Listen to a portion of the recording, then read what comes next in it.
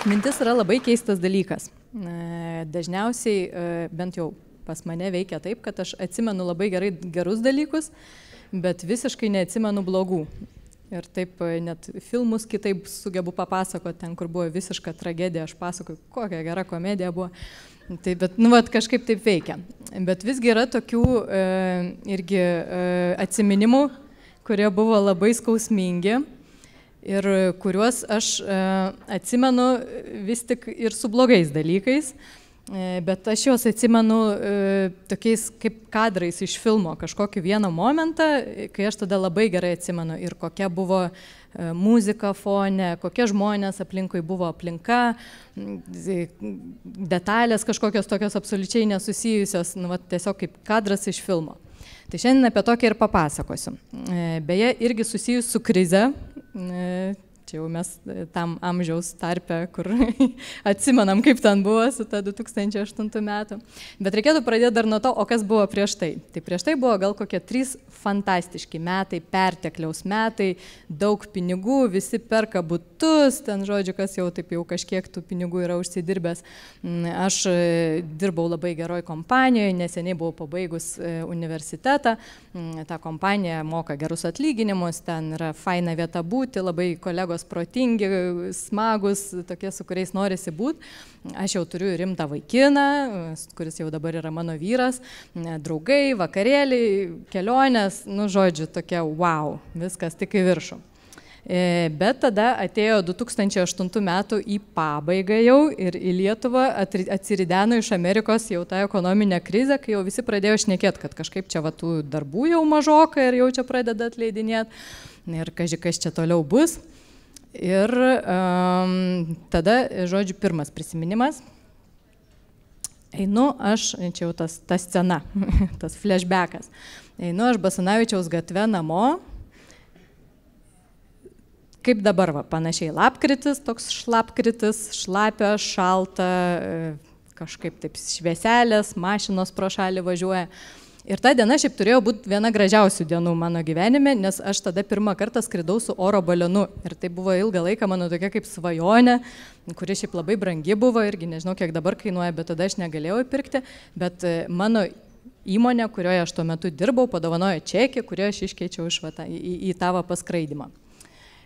Bet aš einu Basanavičiaus gatve ir jausmas nėra geras po tos dienos, po to skrydžio, nes tos pačios dienos ryte aš sužinojau, kad ta pati dosni įmonė su manim atsisveikins už kelių savaičių. Nes krizė, kaštų mažinimas, ten 5 analitikai reikia 2, lieka tik tai.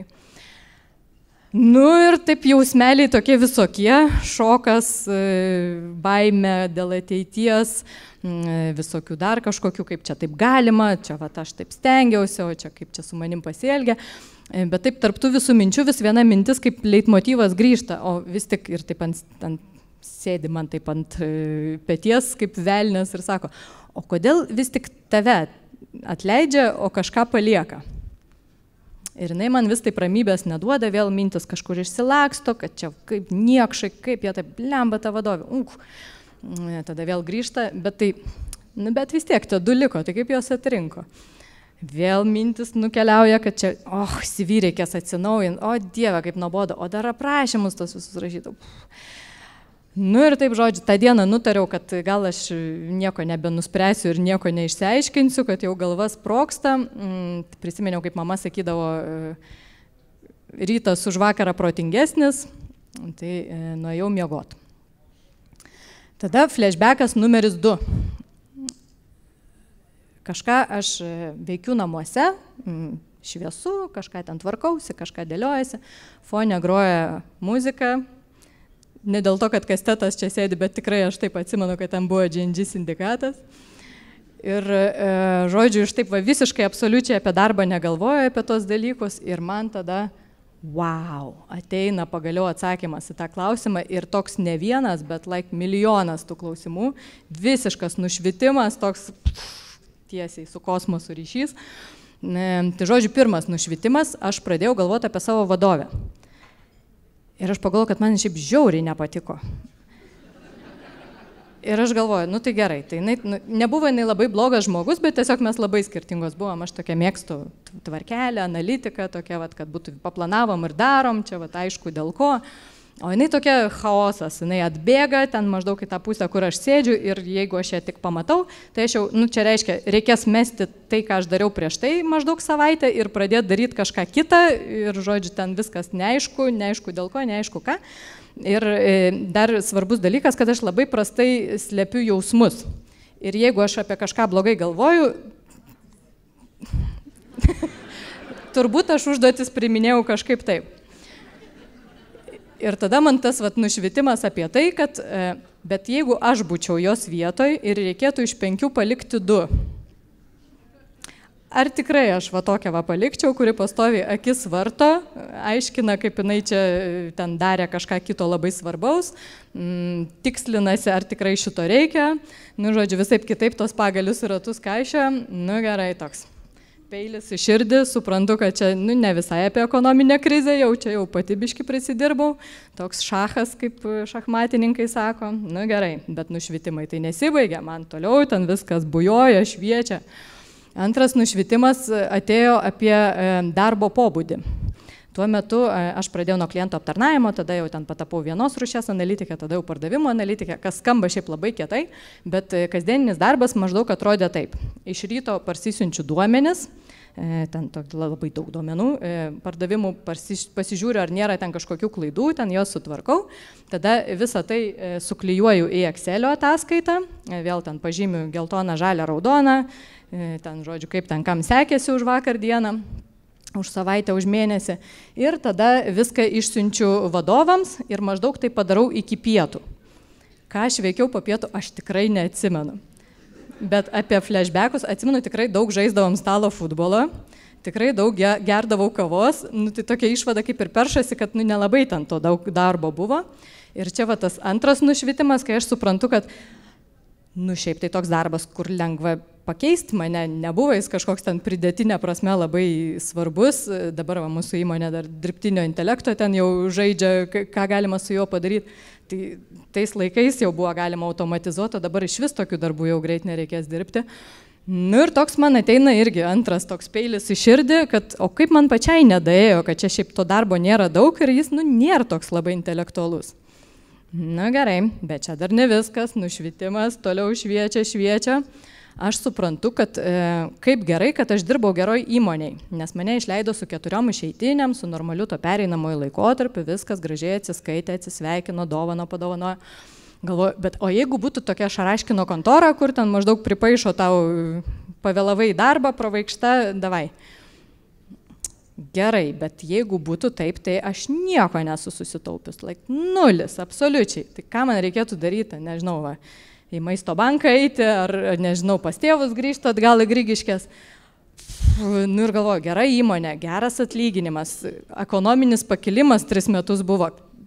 Kur aš buvau, kur tie pinigai visi išėjo.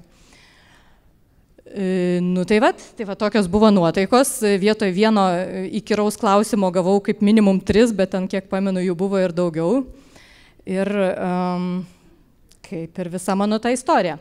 Tai gal pasidalinsiu, ką išmokau, nes šiaip aš visai, taip jau, tada tai tikrai labai skausmingai buvo, aš nežinau, kaip pat žmonės čia su bairiais pasakoja apie feilus, bet šitas man buvo toks, nu, kur man tikrai nebuvo, jis labai juokingas. Bet džiaugiuosi, kad jis man nutiko taip anksti, nes su tuo atėjo daug tokių atsakymų. Pavyzdžiui, po to laiko aš labai atsakingai rinkdavausi savo vadovus. Ir mano šiaip beveik visi vadovai po to buvo fantastiški žmonės, kuriais aš labai žavėjausi, iš kurio aš daug išmokau. Ir labai keista, bet su to ateina daug tokių šalutinių fainų efektų, nes tada, jeigu man žmogus patinka, aš jiems irgi, tada pasitikėjimas atsiranda, kažkokie įdomus projektai, ten visko daugiau, įdomiau, karjeros galimybės. Tai va šitas aš manau, kad irgi netgi labai stipriai turbūt prisidėjo prie to, kur aš esu dabar. Tada dėl darbo pobūdžio, tai irgi, aš žinokit, iki šiol man biški toks bzikas yra, bet aš kas ketvirtį pagalvoju, ar aš darau tai, ką reikia daryti ir ar tame yra naudos ir tada iš to irgi daug ateina gerų tokių atsakymų, kad galbūt kažko galima iš vis nedaryti, galbūt kažkas yra svarbiau. Tai va tas irgi, kad ką aš darau ir kam, tai manau, kad visai geras buvo, gera pamoka. Nu ir dėl pinigų, šiaip 10 savo nerašyčiau tikrai, bet jeigu dabar man taip atsitiktų, neduok Dieve, nu tai jau bent 3 mėnesius ištraukčiau tikrai. Tai tikrai visiems rekomenduoju turėti planą B, nes gal vyras paliks, gal liga kokia, gal atleis iš darbo, gal savęs norėsit paieškoti, nežinau, kitoj srity pasimokyti.